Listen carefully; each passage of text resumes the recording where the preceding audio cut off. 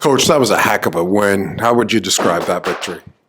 Yeah, just so proud of these kids to get down 3-0. Obviously, they scored 2 power plays. We, shot a puck in the stands, and those things happen. And usually you can't make those mistakes against the London Knights. But man, I never count these kids out, and we just saw it again. So proud of them. Would you say it's the best win of the season, or? 100%, yeah. Just, being down 3-0 and battling through, and you could just feel it on the bench. And we've been here before and been down, and it's just the character level. And I mean, the future's so bright here. With when you have Ethan Belchetz and J.C. Lemieux, Garden, Hicks playing multiple minutes against the best team in Canada, and they were so good. So it comes from the leadership group and our best players, and it just rolls down, and these kids have totally bought into what we're trying to do here. Did you have to say much in that first intermission, or on the bench? I said a couple of things. I thought they came ready to play, and they were hitting more than us, and just some of the things that we talked about before the game that we weren't really focusing on. Hockey's a game of mistakes, and usually you can't make those. But again, our compete level and our character inside that room is the best I've ever seen. Last time we talked, you talked about secondary scoring. You got that tonight from Morneau and Spellisy. Just talk about that. Yeah, it was huge. And obviously our power play was real good. Casey Torre did an amazing job. It looks like our penalty kill wasn't, but our penalty kill was so good when the game was on the line. I don't even think they got set up on one of them in the third period, and Chris Newbury does a great job with that. But we're right there. It's leading goals in the nation, not just in the league. And your depth guys have to score, and our guys are. And you got a shorthanded goal that turned out to be the game winner to boot, right? Yeah, it was just an amazing thing for Spelly, because Spelly was the one who shot the puck into the stands, and I hope that fan is okay. It didn't look great, but I hope he's fine. And I know Spelly was real hard on himself with that, and he's such a warrior and such a team guy that it was so nice for him to be able to get that goal back, and so proud of him. You made the goalie change at the beginning of the second period. Carter Fraga didn't allow a goal as he come in. Just talk about why you made that move and how happy you are with Carter's play. Yeah, I mean, it's tough to say. They had 2 power play goals, but I didn't like him. And the third one was a rebound that I don't think should have been a rebound. And Joey's been so good for us, but you get down 3-0, and you want to get your team going a little bit, and so a little bit of momentum change there. And we have all the belief in Joey in the world, but really proud of Froggy. Is that trying to sort of send a message as far as where this game is at and what this game means? Yeah, I think so. And like you said, Joey's a huge reason why we are where we are. And I thought he could have had a couple of them. And you get down 3-0, and everything that we have here is off of depth, and we have that net, and Froggy showed that. I mean, everybody likes to talk about this London team and how good this London team is and things like that. Did you find maybe in that first period you were sort of watching or maybe a little bit in awe in some respects of that? No, because before we took those penalties, it was 5-5 shots on net. Obviously, they're dangerous. They have elite players over there up front. The back end, their 2 goalies are real good. But we missed an assignment on the penalty kill that had one of them, and we thought we were right there. But I know this team, and when I challenge them, they take it to another level, and you saw that in the second and third. I mean, I think everybody's talked a lot about how young this team is and promising and things like that, but as a coach, I mean, you've done this for many years. I mean, do you see at some point where you get that game that says, boy, this is when you might want to remember down the road as sort of turning a corner or taking that next step? Yeah, that's a great point, Jimmy, because I actually said to the guys after the first, are we too young? I never even thought about it before because we've had so much. Are we too young? Are you nervous in these big moments? And obviously they took that to heart and went out there and competed extremely hard, and so proud.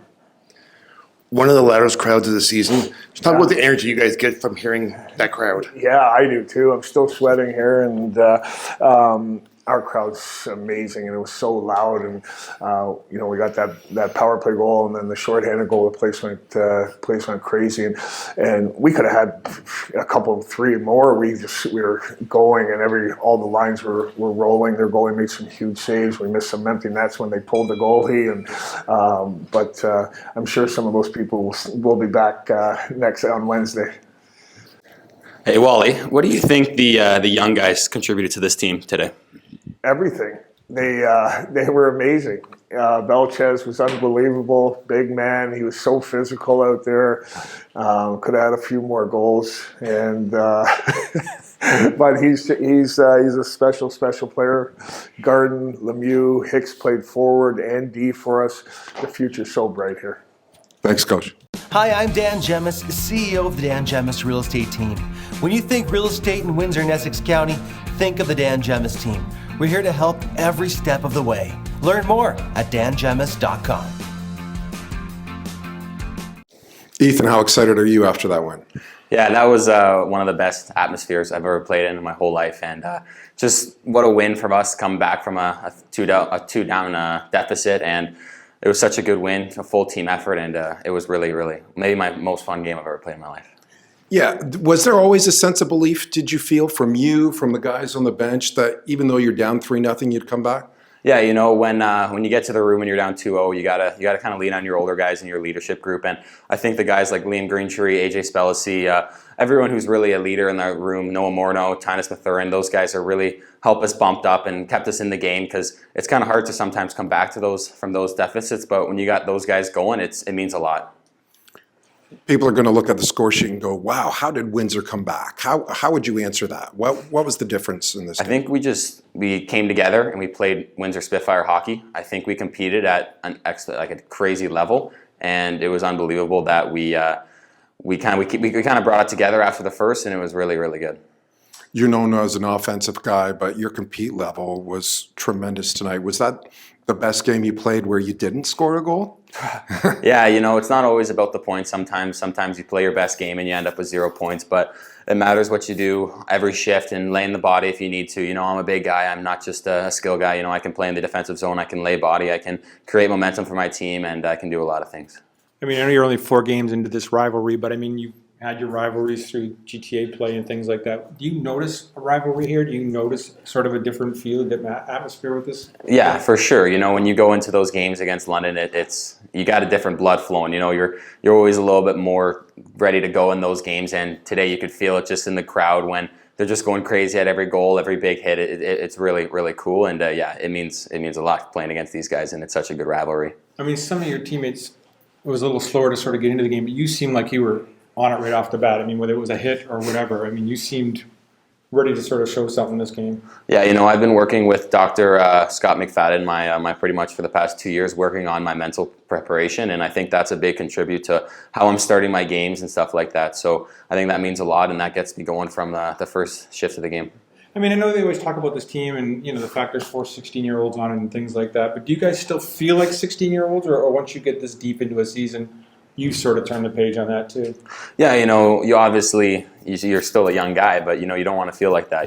The team does such a good job at making everyone feel like we're the same age and we're all a family. So no matter whether you're 16 or you're 20, we're the same people, and we all play the same, and we all get treated the same. So it means a lot. I'll ask you the same question I asked Coach. Given it's your first year in the league, have you had a chance to kind of step back and just soak it all in and just enjoy it?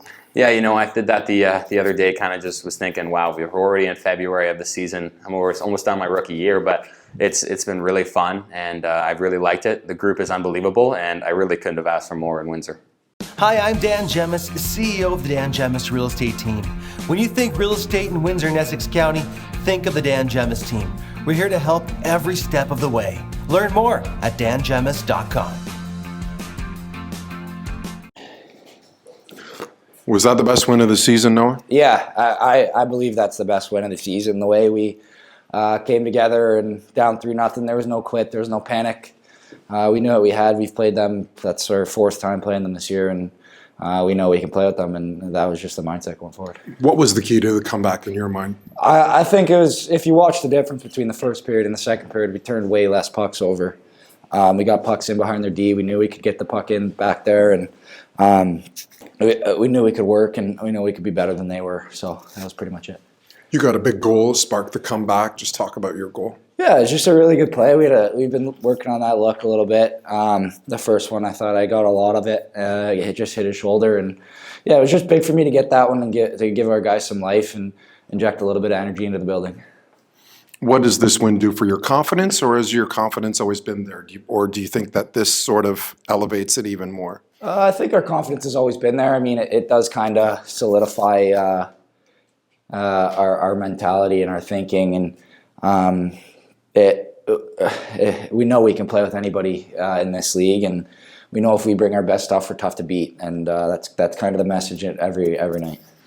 I mean, you're from here, so I mean, obviously, you know this rivalry a little bit better than a lot of guys. I mean, do guys in the room sort of get it, or because I mean, you do have a lot of young guys still, right? That I don't know how long it takes you to sort of figure out that rivalry part. It doesn't take long. I mean, if you're on the ice with that crowd and you can hear that, I mean, it doesn't take long at all. I mean, I kind of preach it. I mean, like you said, growing up in Windsor and coming and watching Spits and Knights play against each other, it's just a great rivalry, and it's so much fun to be a part of it. And yeah, I mean, like I said, it doesn't take long to get into it. You know what it's about when you play. They would have clinched a playoff spot tonight had they won. I mean, is it kind of nice to sort of deny that too? Yeah, I mean, we know they're going to be there. They know we're going to be there. So it is nice. It's kind of inevitable that they'll get in, but just like us, and we just got to keep moving and keep working. I mean, you look at that roster, they got a dozen guys that are NHL drafted and things like that. How do you sort of look past that and look past, give them respect, but not sort of get caught up in what they've got over there?